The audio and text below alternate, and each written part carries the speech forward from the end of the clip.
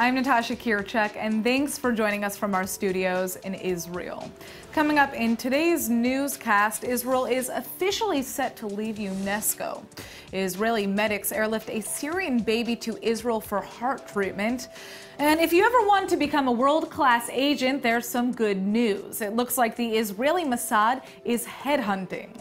Stay tuned for the latest news in Israel.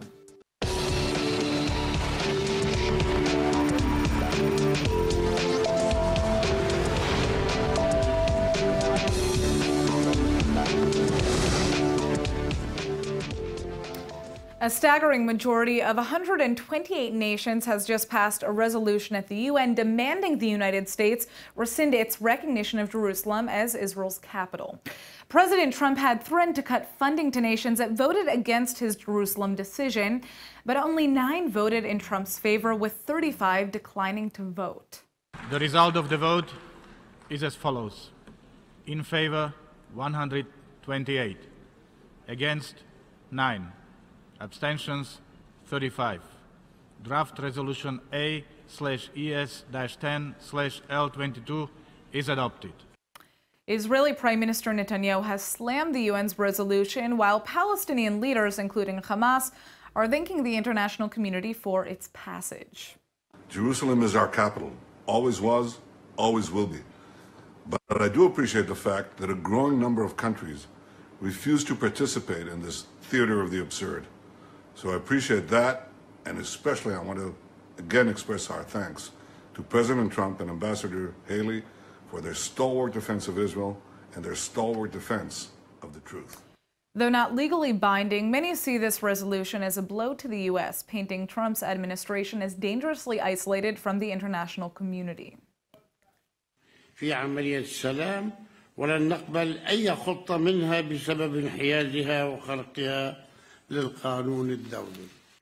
On the heels of this vote, Israel has announced its official plan to leave the UN's cultural branch, UNESCO, by the end of 2018, just as it had promised to do earlier this year, following America's example. Well, Israel has been offering life-saving and critical medical care to Syrian victims of the civil war. Those incredible efforts have just crossed international borders when a Syrian refugee family living in Cyprus needed an emergency heart surgery for their baby. ILTV's Brett Allen Smith has a story on this. Thanks, Natasha. Well, heart surgery of any kind is always a complicated, scary procedure, and this baby's only 2 days old, which means the timing and the precision here is even more urgent. And that's why when Cyprus Health Ministry learned of this case, they immediately called up Israel's foreign ministry, and less than 48 hours later, the Syrian child has been airlifted into Israel for emergency surgery, one that everyone's hoping will save this kid's life. Now, this is just an incredible. Obviously, Israel has done tremendous work along the border to help Syrian victims of the civil war, even setting up clinics inside the border. But this kind of emergency response to fly a refugee into the country, I don't think we've ever actually seen that before, right? No, not for a Syrian family at least. No, I don't believe we have. Now, in addition to the obvious humanitarian reasons, Israel actually has a strategic benefit to helping Syrians along the border. It creates a sort of local peace with villages that only knew Israel as an enemy up until now, and that's probably why the Army calls that effort Operation Good Neighbor. So it's really nice to see the government doing something like this for this family in Cyprus, something that most likely won't have any direct benefit to Israel or the Army in the future, but frankly, it's just doing the right thing, as you'll see now in my report. Times have already been dire for this family who, like so many others, was forced to flee the horrific reality of the Syrian civil war. Though they managed to escape to Cyprus, things took a dark turn a few days ago when their baby was born with a critical heart defect and told by doctors that local hospitals weren't equipped to treat the condition. Incredibly, the Israeli government has learned of the situation and immediately airlifted the baby for emergency treatment in the country's Tel HaShomer hospital. The child arrived with his father yesterday and is currently being prepped for surgery. The Cyprus Health Ministry first reached out to Israel when the child's urgent condition became clear, and 24 hours later, Israel's Interior Ministry had greenlit the necessary entry permits, giving this life-saving endeavor the full go-ahead. Surgeons are scrambling as we speak to perform the delicate procedure within the next day or two, and the world will be holding its breath until then.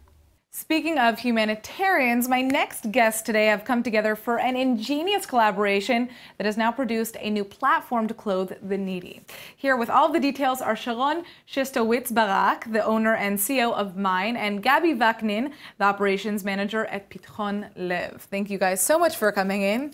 So first, tell us a little bit about what your companies do. Mine is an online marketplace where you can buy and sell your fashion items.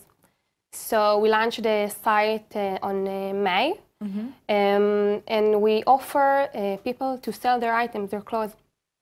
So we collaborate with Bitcoin Live. So we get the items. Interesting. Okay. Well, what does Bitcoin Live do? Bitcoin Live is a non-profit organization. Okay. It's giving food for needs and clothes and health care and a lot of things. Okay, for, so that would make needs. sense that you guys would collaborate. Yeah. Okay, so sorry, continue what you were saying. So we get the items, and we check if the items are according to our standards. Okay. For example, if item with stains, we don't get it. Or if, let's say, the inner label is cut, we don't get it. Okay. So in case we cannot accept the items, we ask our sellers if they want to donate it to Bitcoin Live, and 50% of our sellers wants to donate the items. Very interesting. Okay. So how did you guys come up with this idea? How did the collaboration start? You can. We approached to Bitcoin Live. We heard so much about them, and we felt that we can work really good together. Very interesting. Okay. And so your partnership right now, are the services available to the public? How does it work? They are collecting the items, and they see what is good or bad for selling, and what they cannot sell, they are bringing us the items, or they can offer the people that bring the items to bring the money from selling these items to Bitcoin Live, and then we are buying foods or giving these items to needs. And think about it, it's a high-level brand. Right, which is very exciting for some of the people that are receiving it. Right, so what I mean to say is that this is an action you guys are doing, this is happening, and are there any plans to expand what you're doing? I mean, this is, especially your organization, this is only one example of a company that you can work with, but I'm sure there are many more out there, right? Yeah, I just met some women that want to make with us some cooperation. And there is a lot of opportunities to bring to the needs. Tov, all right, Sharon and Gabi, thank you guys so much for coming in and telling us about this. And good luck. I hope more and more people get more fashionable clothes from the two of you guys. Thank you. All right. The weekly protests against alleged government corruption don't seem to be slowing down here in Israel. In fact, one symbol spotted at a Tel Aviv rally is raising concerns and is being accused of intentionally inciting violence. Many leaders, including Israeli President Reuven Rivlin, have attacked the symbol, saying that it crosses all red lines. Here's the controversial prop in question, spotted at the rally attended by thousands last night, a cardboard cutout of a guillotine.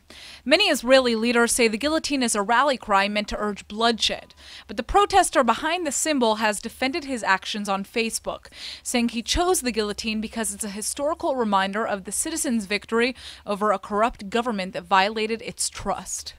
The cardboard guillotine has apparently sparked enough concern that police are now investigating the protester. This wasn't the only first in last night's demonstrations. Hundreds of right-wing voters, including Prime Minister Netanyahu's former communications director, marched in Jerusalem for the first time ever, in parallel with protests across the country. Former Israeli Defense Minister Moshe Ya'alon even addressed the rally, saying that government corruption poses a greater danger to the country than Israel's enemies. Ironically, Hamas has actually voiced support for the rallies on the group's Twitter. Prime Minister Netanyahu's Likud party has condemned the protests and the guillotine. Netanyahu himself is currently at the center of 2 police probes into alleged corruption, though he denies any wrongdoing. Denmark has just announced that it's cutting a major percentage of its foreign aid to Palestinian non-governmental organizations. And that's because an investigation has just revealed that the money was being used to promote the BDS boycott of Israel, and in some cases was even being used for terror. ILTV's Aaron Porras is here with the story. Thank you very much, Natasha. And as you said, much to Israel's pleasant surprise, Denmark is planning to severely cut foreign aid dollars that are going to NGOs and other not pro-Palestinian organizations that are here that they have found to be funding terror, which I mean, and this is going to have an effect on the PA. It's going to have a big, major effect on them. Can you tell us a little bit about how? Well, so the Palestinian Authority is almost entirely dependent on foreign aid. And then you have, when you have countries like the United States that passed the Taylor Force Act, which cuts nearly half of the foreign aid that is going to the Palestinian Authority, at least half that's coming from the United States, their major #1 donor. And then you have Denmark, which is actually the 12th largest government to be contributing foreign aid to the Palestinian Authority. So I mean, they're going to feel this. This is not going to be a nothing thing, and quite possibly other countries might even follow suit. So hopefully that'll have some sort of effect on where those dollars go and how those dollars are being spent. But I'll tell you a little bit more right now in my report. Great. Israeli intelligence, coupled with Denmark's own internal investigation, brought the truth to light, and the Danish Foreign Ministry is pledging to take a much stricter vetting process for Palestinian NGOs in the future. Israel is praising Denmark's decision to cut funds that are supporting anti-Israel practices or terror against the Jewish state, and is urging the rest of Europe to follow their example. The Palestinians and related NGOs receive a huge amount of foreign aid every year. Though the Palestinian Authority is dependent on these funds to maintain basic public services, Israel has repeatedly offered evidence tying this foreign aid directly to Palestinian-funded terror, such as the practice of paying stipends to families whose members are jailed for committing terror attacks against Israeli citizens. 2 years ago, young Omer Sayag, an 8-year-old diagnosed with cancer, tragically passed away. Forced to stay inside because of his illness, Omer actually became a legendary constructor of Lego building blocks. And now get this, to honor young Omer, a crew of Israelis are about to tackle a Guinness World Record and construct the world's biggest toy tower of all time. The structure will rightfully be named the Omer Tower in memory of the young boy that touched so many lives. Omer's knack for creating amazing creations like Legos, like this awesome replica of the Taj Mahal right there, is the inspiration behind this project, which, trust me, is more ambitious than it sounds. A team of professional engineers, constructors, safety experts, and volunteers will need to build a tower 36 meters tall to break the current Guinness record. To put that in perspective, take a look at this insane footage from the current record holder's tower. This was built in Milan in 2015, and as you can see, crews worked around the clock to make that happen. Omer's kindergarten teachers actually came up with the idea last year and have been rallying support nationwide over a year now to bring this dream to life. The Omer Tower project has even gathered the support of local engineers, volunteers, and the Tel Aviv municipality, and even Israeli supermodel Bar Raffaeli. The build starts tomorrow in Tel Aviv's Rabin Square, and we're crossing our fingers for that world record. All right, now stay tuned for a word from our sponsor. Paris, Brussels, London, Jerusalem, Istanbul, Manhattan. Barely a day passes by without the news reporting another terrorist attack against innocent targets. The scourge of terrorism is spread to virtually every corner of the globe. Money is the oxygen that allows terrorism to continue. Shirat Hadin, the Israel Law Center, is utilizing the courts to stop the flow of funds to the terrorist groups. We work with law enforcement agencies worldwide. You can help empower the victims and their families in their struggle for justice. Your tax-deductible contribution will enable us to continue our financial warfare against the extremists who target innocent civilians. With every $50 donation or more, you'll receive a free copy of Harpoon, the new national bestseller by Shirat Hadin's president, Nitzana Darshan-Leitner. Call 1-888-SHIRAT Hadin or go online to donate. Everyone has a unique story to tell, and joining us now is Hila Sidi, the founder and CEO of Simple As Me, a unique platform that allows all kinds of people to share their personal experiences in one place and learn from one another along the way. Thank you so much for joining us. Thank you. So this is a really, really cool platform. Tell us a little bit about how it works. I see there are lots of different stories on the platform, right? Yeah. It's very simple. Everyone from 18 years old up to 100, whatever, can take his video and selfie, to film himself selfie video and share a moment is from his life. Wow. Okay. So people essentially film themselves telling stories. And how long are those stories? Up to 2 minutes and 22 seconds. Okay. That's an interesting number choice. Yeah. 222. 222. Okay. Very cool. And so the stories, do they have to be about anything specific or? It's we have a category from lost, all what happened in our life. lost, exit, weddings, relationship, okay, so they childhood. They could be talking about startups, accidents, health, whatever. Everything. Okay, this is very cool. So how did you come up with this idea? Wow, 12 years ago, I had 3-car accident in 1.5 years. Wow. When I had my recovery, I understood the most strong give me the health, to be health and to give you strength, essentially. Yeah. And people share with me their story, and I share my story, and this is the way I heal in myself. Right. So I guess that's an interesting concept. So the idea was being able to share your story and hear other people's story helped you kind of overcome this accident that you had been in. So I'm assuming that a lot of the stories here are also about people who have gone through similar experiences to you, but are there any kind of unique stories on the platform that stand out to you? A lot of unique stories. You have Adam Rod, that is a very famous singer that I met on the street in Tel Aviv. You have Shelley Varod that shared a story about she was a doctor for sexologist. A sexologist, yeah. Yeah. Erez, he had 101 days in the gorilla, Colombia. Oh, and he was in a, wow, okay, wow, you have a range of stories here. Yeah. Okay, this is very cool. So anybody who wants to upload a video can do that? Everyone can do it. And it's a free platform. It's now for free platform, but it's now is different changes. Yeah, down the line you want to see how you can monetize this. Well, I think this is really important what you're doing. It is important to share stories.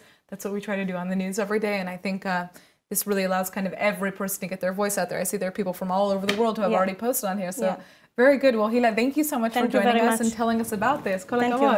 Israel's Mossad intelligence agency is arguably one of the most elite and cutting-edge agencies in the world. But it turns out getting recruited for the Mossad isn't always a top-secret affair. The agency has just started reaching out for new covert agents using a slightly more transparent platform, Facebook. The Mossad has posted this video to the social media giant along with the tagline, "If you're looking for an exciting career change, if you've always dreamed but haven't yet dared, we're looking for high-quality people." While no specific jobs are mentioned, the video certainly advertises all the staples of a covert life as a spy, including hacking, rooftop meetings, drone surveillance, and all kinds of secret operations. Clearly, the Mossad is hoping to reach a new kind of agent using the grassroots power of the world's largest social media website. So whether you're a man or a woman, English-speaking or Hebrew, a student, a teacher, disabled or elderly, if you've ever dreamed of being a spy, then now's your chance. All right, guys, it's Christmas Day here in the Holy Land, and Christian pilgrims from all over the world have traveled thousands of miles to retrace Jesus' steps. Political tensions have been high between Israel and the Palestinians as of late, but thankfully, that hasn't stopped tourists from flocking to Bethlehem to see the place where Jesus is believed to have been born. The West Bank city of Bethlehem is a treasured site for Christian believers and tourists. It's home to the Church of the Nativity, which is a sacred monument that's said to be directly over the birthplace of Christ. It's a blessing, first of all, because we are here to follow the steps of the Christ, and being there where he was born is like reading the Bible on live. Thousands flock to the city every year for Christmas, which is decorated with holiday fanfare, as well as a manger square at the heart of the city. Getting inside the church itself is usually quite a long wait in line, which is why many tourists try to arrive before the sun's even up. Palestinian security has been beefed up this year in light of anxieties following Trump's decision to recognize Jerusalem as Israel's capital. Clashes between Palestinians and Israeli soldiers are unfortunately typical during the holiday season, and this Christmas, one Palestinian man staged a unique demonstration by dressing up as Santa. اليوم لبسنا بابونيل عشان نوصل هدايا وهي الصمود في أرضنا رسالة لأطفال فلسطين نحن على درب الحرية حتى القدس. The Palestinian Minister of Tourism says this year is a record high for Christmas visitors, so thankfully it doesn't look like the tensions have impacted any Christmas cheer. All right, well, joining us now in the studio is the Israeli artist Jordana Klein, whose unique artwork reflects the beauty of the Holy Land. Thanks so much for joining us. My pleasure. So tell us a little bit about your artwork. What is your style? My style is that I don't have a single style.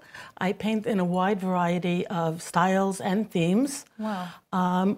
With the common denominator being bold yet nuanced use of color. Interesting. What that creates, I believe, are paintings that are infused with life and energy. And are there any specific inspirations that, you know, so what inspires you? I'm inspired by the beauty of God's world, both physically and spiritually. In fact, for a few years, I was painting in a gallery in the old city, and that really brought out the spirituality in me.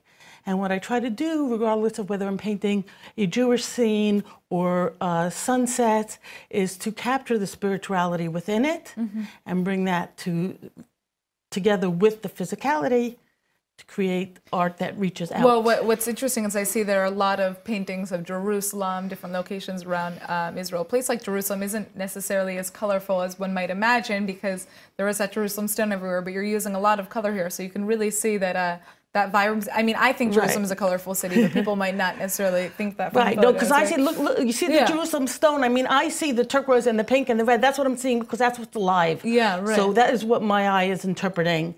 And bringing forth. It's actually very very cool.